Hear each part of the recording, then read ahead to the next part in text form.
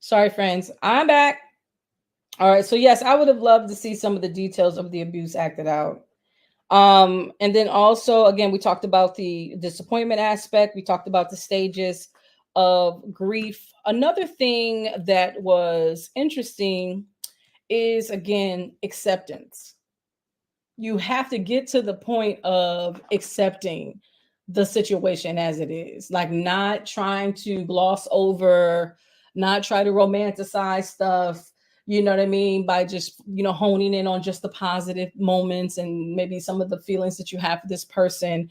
But you have to accept things as they are. He wanted to divorce her because he believed what the family was saying about her. She was the worst thing that happened to him, when in truth she was the best thing that happened to him, right? But again, misery loves company. This family, has their issues, suffer extremely when it comes to dysfunction. And so and he was the one that did graduate from high school. He was the one that was trying to do better. He had a decent job where you still see the brothers still hanging out at home with mom. And so they got in his head and began to tell him things, such as, you should divorce her because, what she did, to our family, that she set us up at this funeral. So the family got in his head and convinced him that he needs to leave her alone. He needs to divorce her. And so he did. And so she got to the point where, you know what, I'm not going to fight it. I'm just going to just give him what he wants. And in the meanwhile, and in between time, the family's trying to encourage her, that she should, move on. And she's like, I'm not ready for that. I'm just trying to heal, and I'm just trying to figure it out. So she got to the place of accepting everything that came with whatever she was going through in that moment. She did not fight. She signed the papers. But it was interesting how he asked for the divorce. Of course, he embarrassed her in a major way at a dinner. It was a it was a couple's dinner. Her best friend, his friend, they're sitting down, they're eating. Oh, by the way, he left her at home. When she came home from work, he was saying, you didn't do nothing. And she said, oh, let me, he's like, well, when are you going to be ready? It's time to go. They want us to go out to eat or what have you. So I just want to get a shower and change my clothes. I've been working all day. And he just left her. Again, stuff like that. That's not unrealistic when you're dealing with people that are damaged, people that are extremely dysfunctional. Yes, they will do stuff like that. They'll kick you out of their car. All the stuff that he did in that movie. Yes, that can and will happen when you're dealing with someone that is messed up. Okay, they will kick you out. You can be traveling together, and all of a sudden something will come up in conversation, or some type of it just will go left, and all of a sudden they'll just stop in the middle of the road and kick you and try to kick you out of the car. Like, they'll spit in your face. Like, if just to get, if they can't hit you, they'll spit in your face. Like, y'all, I'm just saying, trust me when I say that him acting out some of them parts, some of that stuff may have triggered some people because they've experienced some of those things, being embarrassed in public for again, you don't even understand why they tripping. You don't even, what did I do? Because again, they make you feel as if you're the one that's causing the problems. They make you feel as if you're the one that caused them to do that. You made them do that. It's your fault. It's your fault. And again, you just being you, for the most part, but they'll try to flip that thing. Yes, that's real. So she got to the place of acceptance, and to the place where she was ready to just move on, go back to work, and just kind of be, again, open to her new life. She's now, in the movie, accepting the healing. She had the breakdown. She had to look, at the relationship for what it was, and etc. And then there was the hope component. These are some of the themes with the Benji, right, character.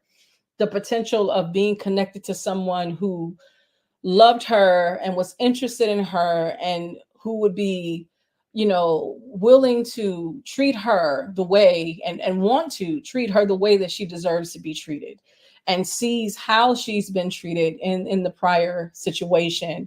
and how bad it was, and and all of that. So just the hope of a potential love, and having a healthy relationship, the hope in that, that was also a theme. And of course, the family, her family in particular, was definitely involved with trying to set them up. Now, that put her in the situation because, again, the ink wasn't dry yet, on the divorce. That's that part. And then the other part, and then some people they don't have a problem with that. Me personally, I do. I didn't even start dating until my divorce was final. My divorce was not final until like a few years after we filed. Because here's the thing, when it comes to the processes of divorce, depending on who you are, what you have, and all of those things, it really depends. You know what I mean? It really depends.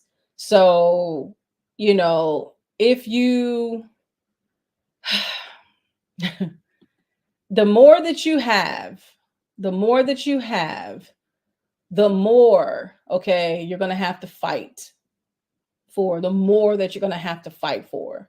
All right. So in this case, just like she told her friend, she's like, listen, I didn't have much. I mean, sorry, not that she said he didn't have much. So she's like, what is the point of fighting to try to take everything that he has when he really doesn't have much, right? He really doesn't have much. So with that being said, she just wanted to sign the divorce papers so that she can have the closure, so that she can move on and find herself, and just move forward and be completely healed from this, and just, again, have that fresh start. Um, yeah, there was some emotional moments there. I think some people, part of the criticism was the whole going home and with the family and all those things. Some of that stuff could have been edited a little bit, but I kind of understand maybe why he wanted to kind of keep that part in the film, because she had to go through her process. Remember, it's the title of this, and she's the lead, Divorce in the Black. So it's more about how she felt in the moment. It's more about how she's going to manage it, how she's going to handle it, how she's going to develop, how she's going to go through a transformation. So some of that stuff had to be seen. I just kind of wish that it was done a little bit differently. But the time spent with her parents was cool, and stuff. And then her emotional ups and downs obviously were necessary, because that's truly what happens, especially when it's not like she signed up for the divorce or she was pushing for it. He was the one that was divorcing her, and it came out of nowhere. So it's just, to me, that would be accurate, an accurate portrayal of someone that was blindsided, you know what I mean, and did not expect, even though they were going through what they were going through, but it was typical to have a lot of dysfunctional moments, and very high and lows with them, extreme highs, maybe, and extreme lows. I think that she was growing accustomed to that. And so, but again, the emotional ups and downs, that is to be expected while you're trying to grieve and figure some things out and get to the point of acceptance and healing, and then hope. I didn't agree with the parents getting involved, but I do understand that, sometimes, especially in small towns, when you know people and you've been knowing them like their whole life. And I think Benjamin, the love interest, or the guy that was interested in her, felt like she was the one that got away. I think he was a member of their church. So, he was well liked. They probably even might have officiated his wedding, you know what I mean? Or maybe he's expressed some things, to her father about his feelings concerning her, his daughter, over the course of the years and stuff like that, when he was free and clear and able to express maybe how he really felt, or maybe after she got married. Who's to say? They didn't really go into the background between the two, but you can tell that they knew each other. They were from the same hometown. And so I don't know if they've ever dated. Like, none of those things were ever explored. But I think it would have been interesting to kind of have like, that information to kind of figure out exactly what type of relationship they had previously.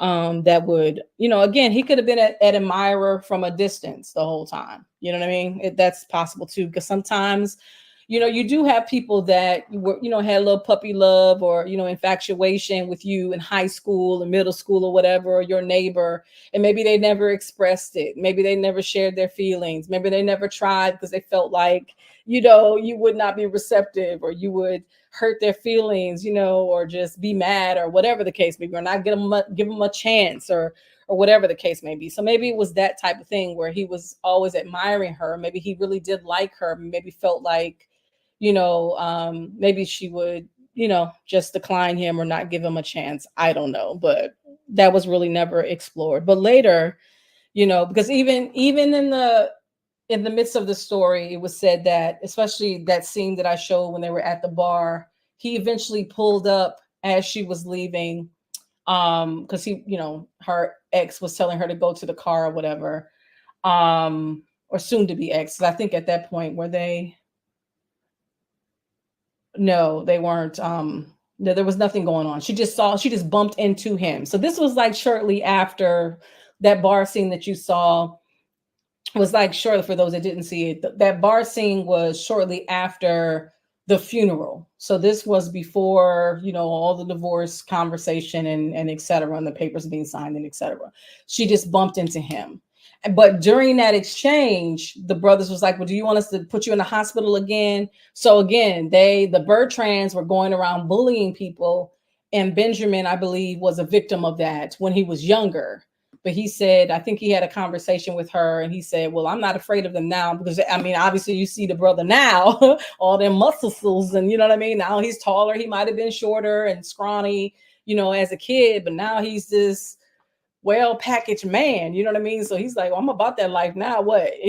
But just for the sake of peace, he went to his car, and the guy that owned the bar came out with a gun and was like, we're not having all that drama. Everybody go home, and the bar is closed. And so that kind of like cut down some of the drama between the brothers, the Bertrand boys, and Benjamin, because Dallas saw Ava talking to Benjamin. At that point, it was just a conversation between, again, old friends, old classmates, whatever. But of course, he read into it. And later on, again, the family getting involved, they took pictures of them. This is now like past after she signed the papers. Okay. She went to a fair with her parents before going back, to Atlanta. They lived like in a small community outside of like an hour outside of Atlanta. She went with her parents, and while there, she stumbled upon Benjamin, which happened to be at the fair featuring some of his, animals or whatever. It didn't really go into what he did for a living, but he did have animals or something. Maybe he had a farm. Maybe he was a farmer. And so she ran into him, and she told him that, she just wanted to talk to him, just, if he had a moment. And they end up kind of walking around the fair.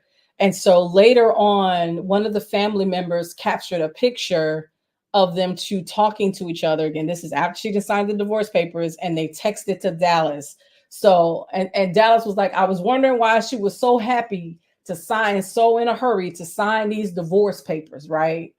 So now I know she was cheating on me the whole time. Now, again, when you're dealing with people, that they're suffering from arrested development, so emotionally they're not fully developed, cognitively they're not fully developed. Okay, they just don't have the skills to analyze and to appropriately discern and understand what's going on. So he just believed that she was cheating on him the whole time. Again, they're extremists. It's all about them. It's never about what they've contributed negatively to bring this relationship down the drain, or negatively impact, or how they negatively impacted the relationship or brought the demise of this relationship. It's all about somebody else and what they did.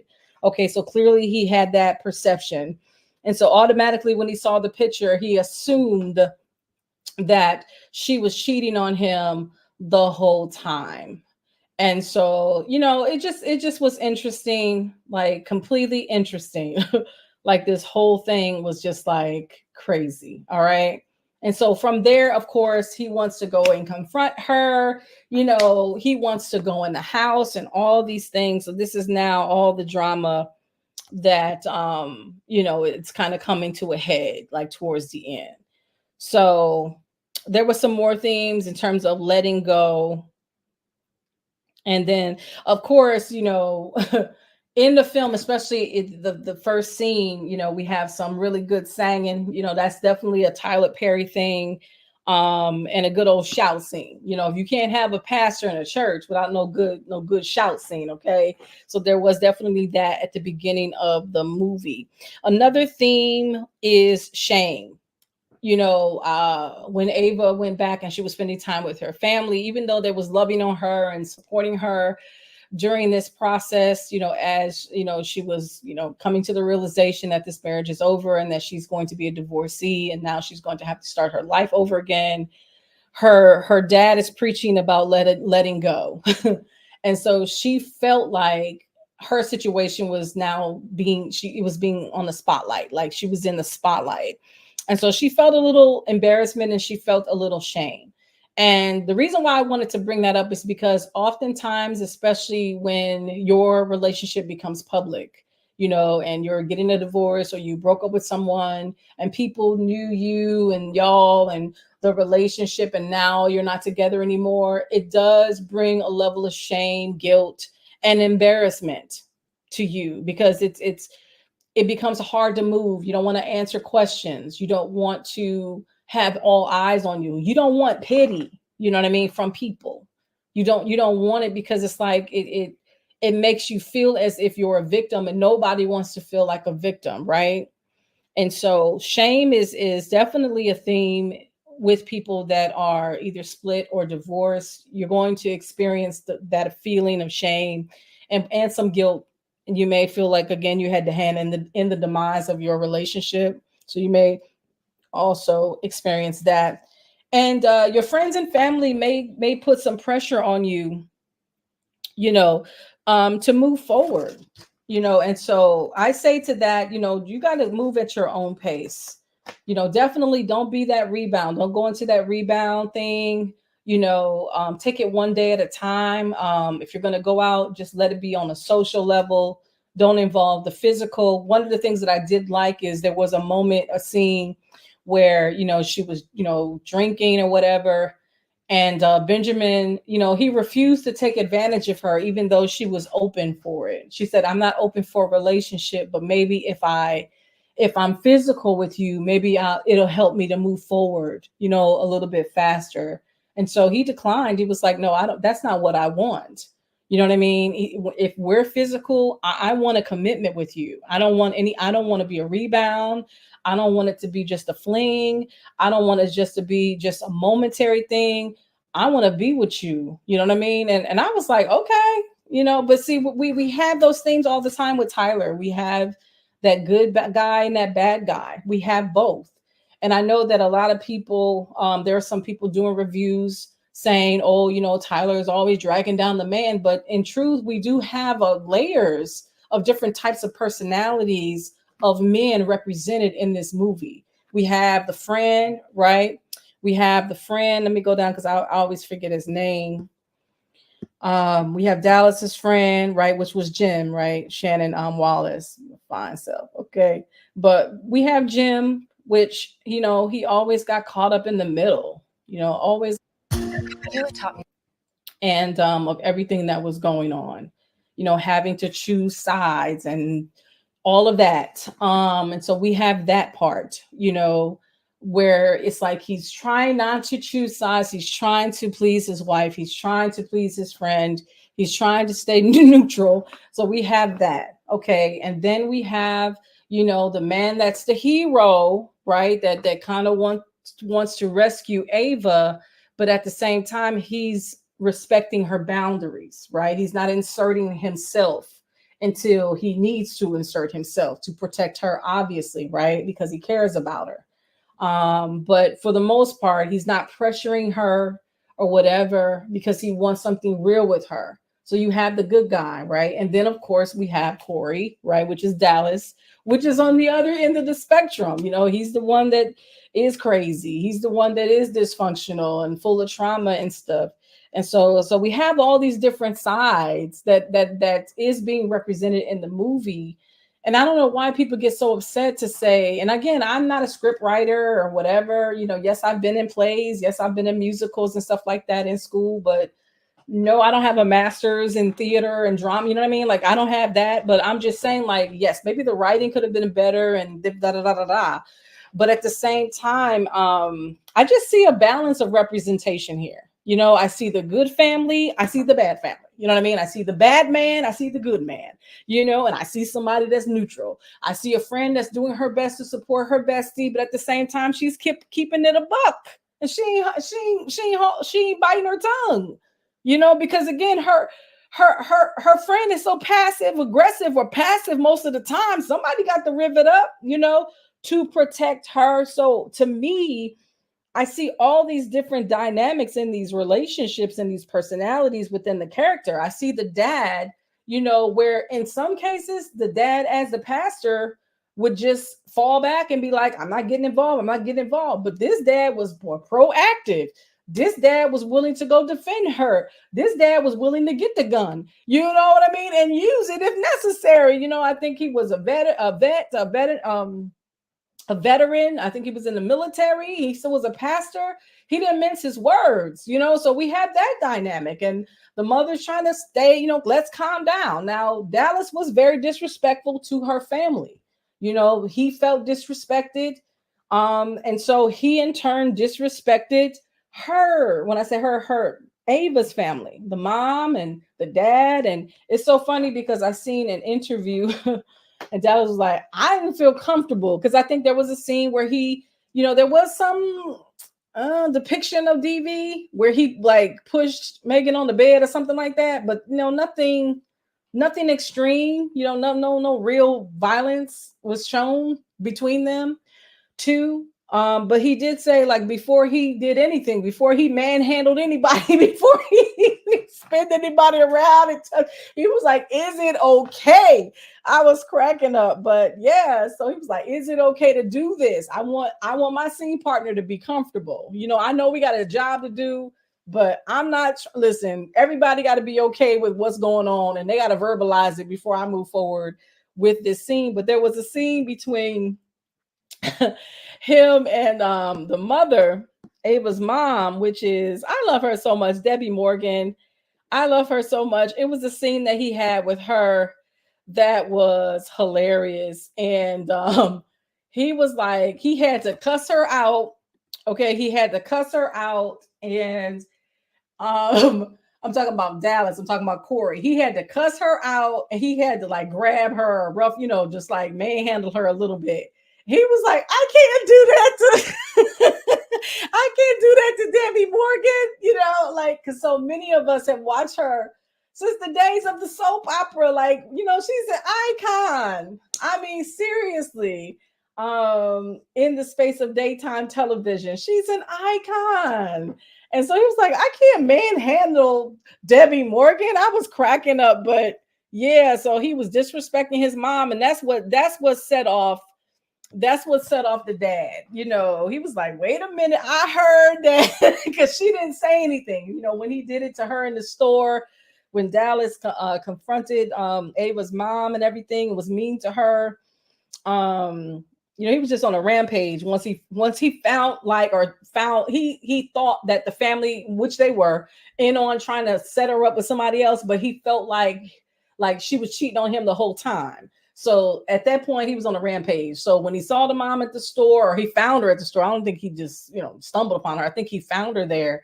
He manhandled her at the store. And so the people at the store did tell her husband, which is Ava's dad, and then he got the gun. Okay, he got the gun. He's like, this has got to come to an end. Okay. And so that's what happened there. So that was pretty interesting.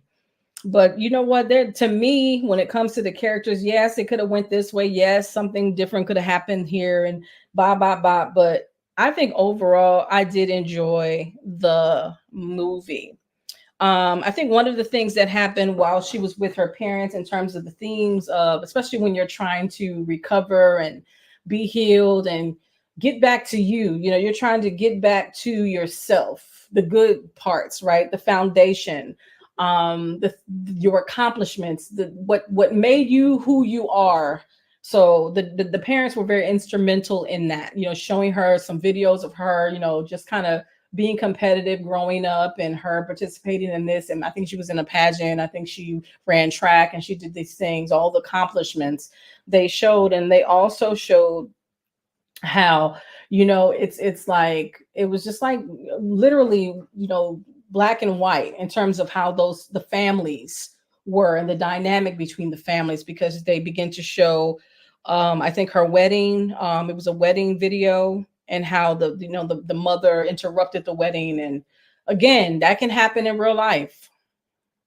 Okay, catch, that can happen in real life. So the family dynamic, the family ties can really be a serious problem in marriages. That's a real thing. And it can cause a lot of issues. Like, some of that stuff people can't let go. You know what I mean? So if you interrupt somebody's wedding, or if you disrespect the groom or the bride, and it's going to be hard to let that stuff go as you enter into a new life together. Like, the foundation of that new life, the coming together, was you know destroyed. Like, you went into the marriage with a whole bunch of drama, and I want to say maybe a new strand of trauma developed during the course of planning a wedding and or on the wedding day. You've now entered into this relationship with this wound that was established during that time, that should be, a milestone that you look back and reflect upon, and you smile and you're happy. But instead of smiling and reminiscing on those good times, you didn't have a good time. So the parents are simply letting her, listen, this started out bad. And to be truthful, a lot of real dysfunctional relationships start off bad, whether it's starting off with infidelity or some cheating, or maybe some type of break baby, or whether it's DV throughout from the beginning, and they said they would never do it again, and they end up doing it again once they get into marriage, or if it's family ties or something like that. Generally, if it starts out bad, my friend, it's gonna go in and throughout, and or it's gonna come up again. It's going to come up again. But the family was very instrumental, and just reminding her of her foundation, which was a healthy family, and how her father gave her a standard of how she should be treated by a man. So, okay, she was definitely reminded. And yeah, so that was good. That was definitely good. Let me see. Yeah, this was something, y'all. This was definitely something. And Your business requires trust. uh yeah, this was definitely good. I have to say that some of these themes are deep. It really truly is. I think it's important also not to forget what love looks like. If you're in a situation, if you find yourself in a situation where you are living in an extremely dysfunctional relationship, don't forget, especially if you were raised in a healthy situation, if you were raised with standards, and if you were shown how to love and how to be treated, don't forget that. Like, don't ever forget that. And also keep that standard at the forefront of your mind when you're dating, when you're in a relationship, when you decide to settle down. Ask yourself some crucial questions like, are they measuring up to the standard that was set by my household growing up, or by my daddy, or by my mama? Like, are they measuring up to that? And again, generally you do gravitate towards someone similar to, but there are nuances oftentimes when you're not gravitating towards someone that is not like your family members. Some people like the toxicity, or they like the challenge, or opposites do attract. So that's also real. So that doesn't mean that if you happen to fall in love with a person that did not have the same family dynamic as you, that you're just to run towards the hills and run away, and then not get involved with them. it is possible that it really depends on their mindset, and it really depends on how they treat you, and it really depends on their perspective with regards to their family. If they're looking at their family and they're not seeing the reality of their family dynamic, if they're not admitting to the dysfunction and all the trauma, and if they're not being open and candid about some of the things that they experience, and if they haven't gotten the help that they needed to heal and to work through those things, if they have done that, then okay, maybe that person would still be a great spouse for you, especially if they've done their work. But if the person is in denial, if they're completely, still connected to their family, there's strong family ties there. The family's they're influencing their thought process, their decision making, and all these things, but they're extremely dysfunction. Trust me, it's going to trickle into the relationship. And family members will literally be around. If they know y'all don't like each other, and that has been established, they'll try to be around just so that they can be that thorn in your flesh. Like they'll be around they'll travel with you. Like, you want a vacation, just you and your spouse, or you want to do something with all of a sudden they're coming along. All of a sudden it's like it's yo, I'm telling you, it's deep. It's deeper than you think. If you're looking at this and you're saying, oh, it's just another, again, you just need to live, because there are people that are watching this movie and they are walking away from this saying to themselves, listen, I can relate to this. This is something that, yeah, I can see. I'm looking in the mirror right now. Like this is bad. And so, yeah. So I say, this is what I say. I want to encourage you that, number one, yes, misery loves company. And so you don't want to be the company to misery. Okay, but be open to watching it for yourself. Be open to experiencing it for yourself. I was not paid by Tyler Perry to do this. I just thoroughly enjoyed it. I really did. It was funny because I remember there was a scene where it was Ava and her mom talking, Miss Debbie, and she was like, what did she say? The dad came in on them and they were like crying and stuff. I think they were talking about the letter that her mother found, outlining all of the devastation, all the things that Dallas did to her. You know what I mean? All the abuse and all the words and all the things. And Mama stumbled upon it, and she was crying, and Ava found her looking at the letter, and they started crying together, and the mom was apologizing and loving on her. And then they had a moment. Dad came in on the moment with them crying, and Dad was like, well, what's the matter? And Mom said, we're on our period. He was like, you still have a period? I didn't catch that the first time I watched it. I didn't catch it the first time that I watched it. I didn't catch it. But the second time that I watched it, I caught it and I was cracking up. That was so funny to me because that was a lie from the pit of hell. Now you know good and well. Good and well, you didn't have no period, Mom. Okay. Yeah. So getting back to you again was a theme. I'm just kind of finishing out my theme, and then I'm going to bring this review to a close. That was hilarious to me. Of course, the rediscovery, right? That's also a theme in here, and it's so important that you do. If you are a person that's you're currently going through a divorce, you need to do exactly what it is that I'm sharing with you. All the things, all these themes, you really truly do, because you do need to rediscover yourself. Because yes, you were with this person for whatever amount of time you were with this person. And so now that the person that you were with this person is now having to pivot, because you're not that person. You've taken on their name, especially if you're female. And if you're male, you gave away your name. You were the husband, you were the provider, you were the protector to this woman, right? Everything was kind of like, if it was done right, especially curtailed and curated, specifically for her, your world. And so now all that stuff crumbles. That's why it's called the dissolving of a marriage, a dissolution of a marriage. It means it's crumbling, it's coming to an end. You know, what was done is being undone. All right. That's what a divorce does. And so, yes, so you're going to have to rediscover yourself. As a woman, you've taken on this person's name. And so you've been called Mrs. So and so for X amount of time. Now you're no longer Mrs. So and so. You may keep the last name, especially if you have children, but you're no longer Mrs. So and so. Now you're Miss.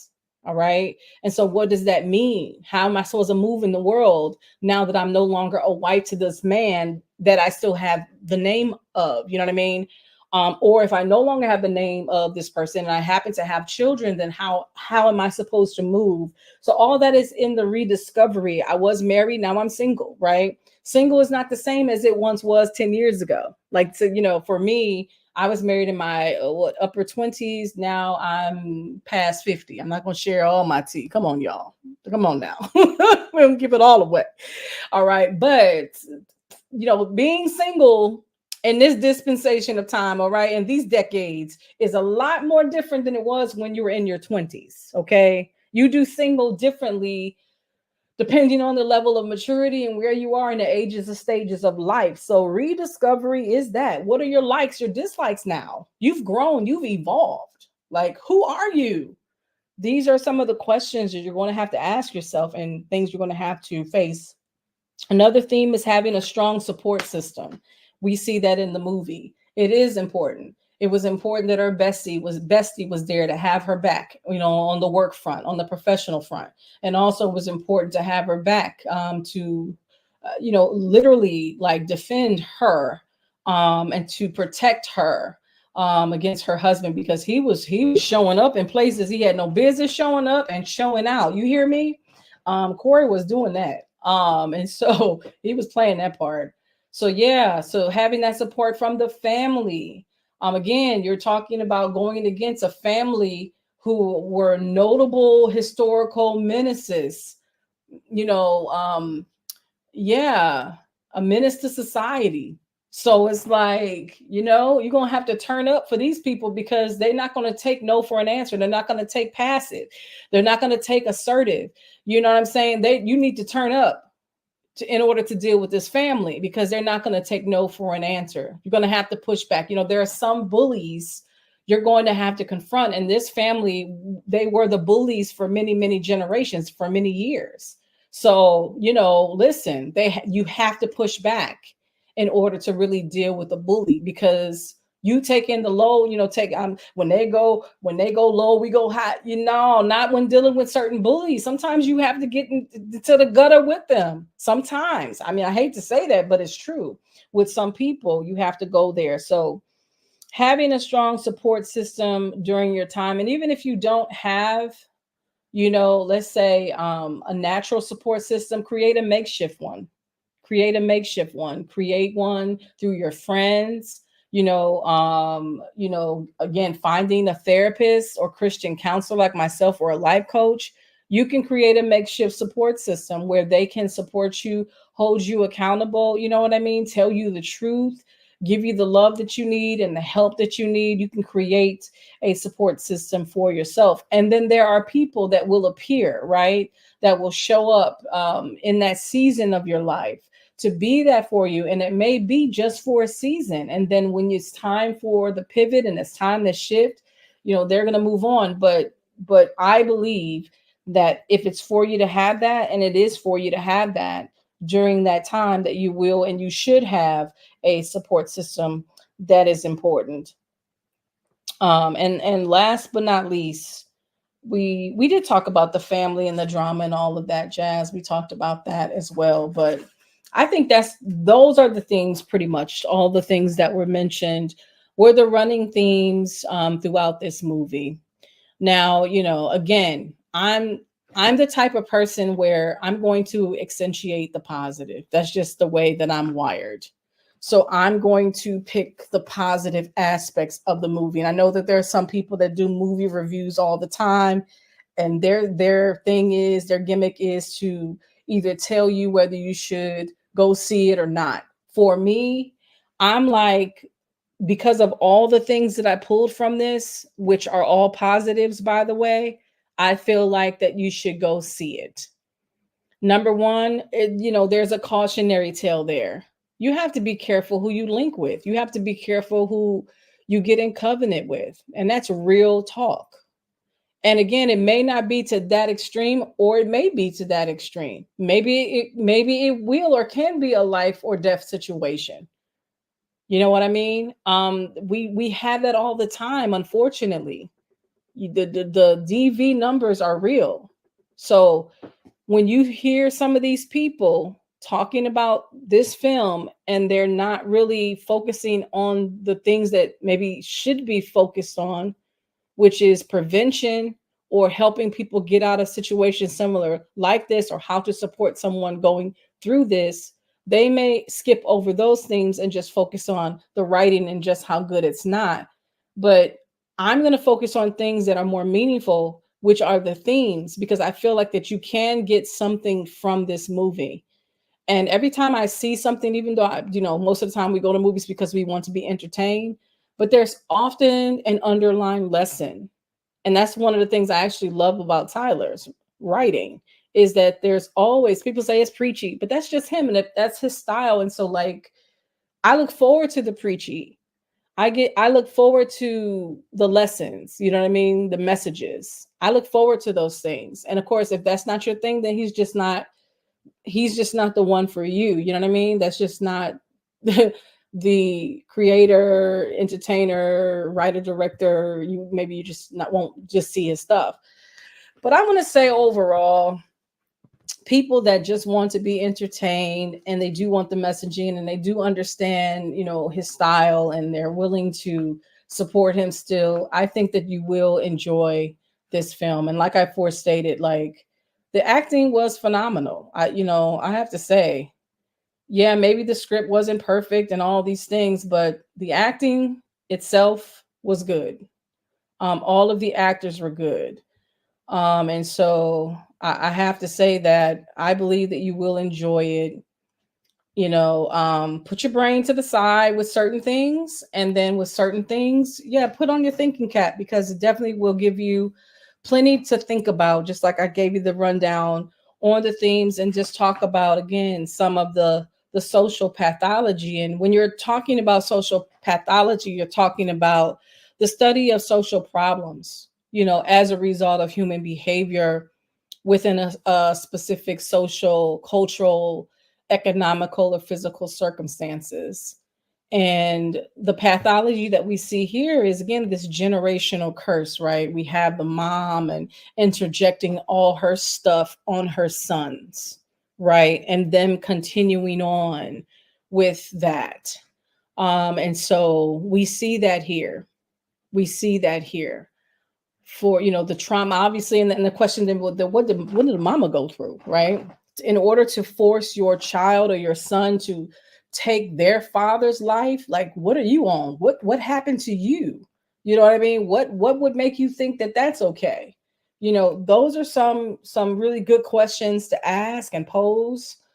And then again, but at the end of the day, as much compassion as we want to have for people that we know that have experienced very traumatic things, and they come from extremely dysfunctional families and households, as much compassion that we want to have and patience that we want to have, at some point, and this is definitely a takeaway, at some point there has to be a stop sign down the road.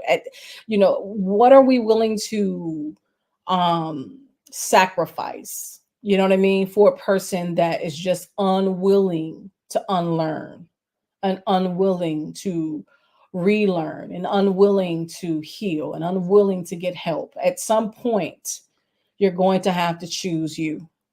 At some point, there's going to have to be a stop sign.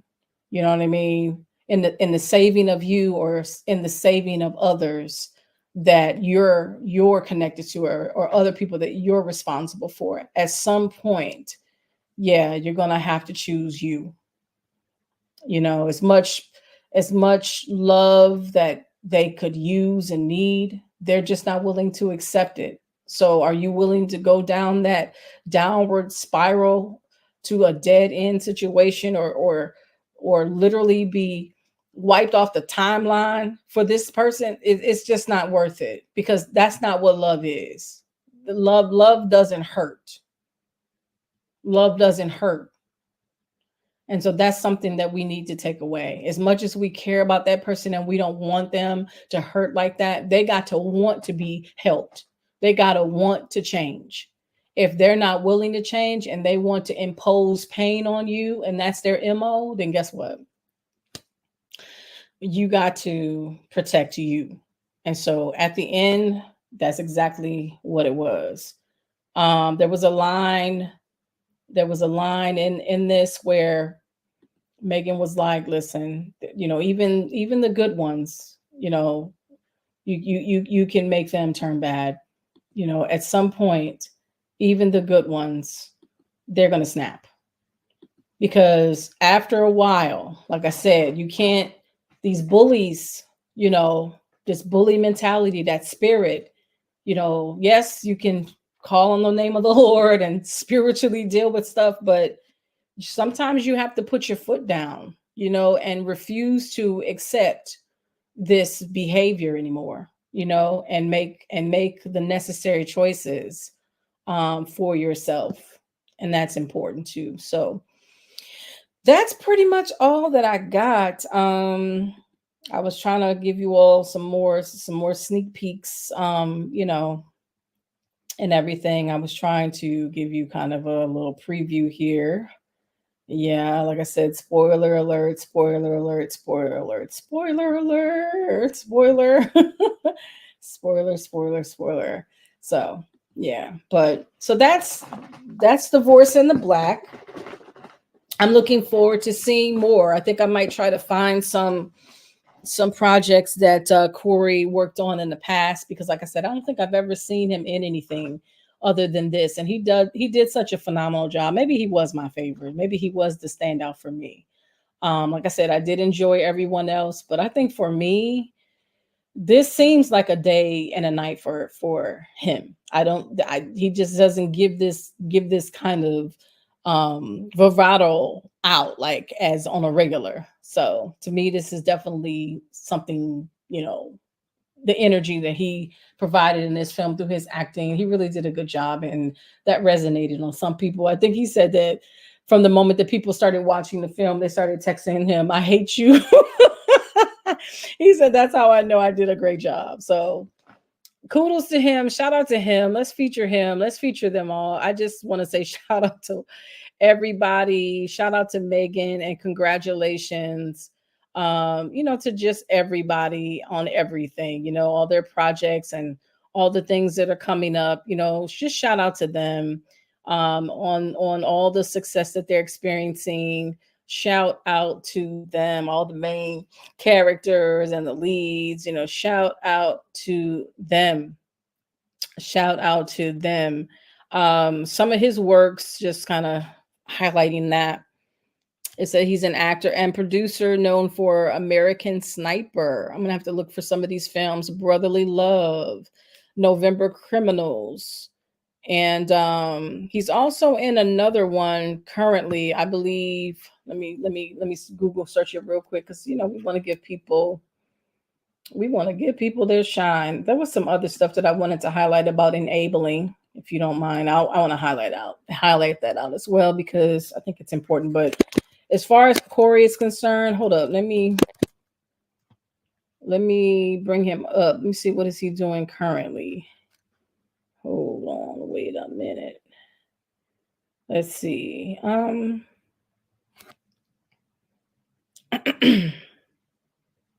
just trying to see what he's working on, his current projects. What is he currently working on?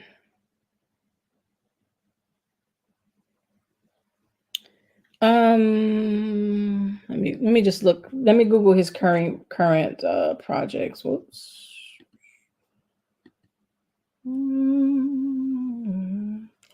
Oh, he was in a lot of movies. They said he did say he was like in 40 something movies.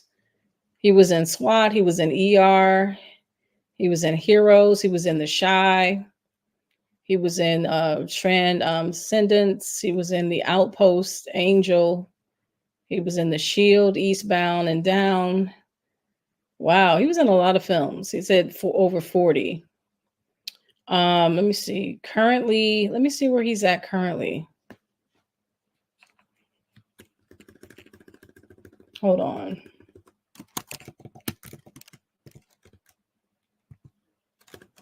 Hold on, y'all. Let me Google this real quick.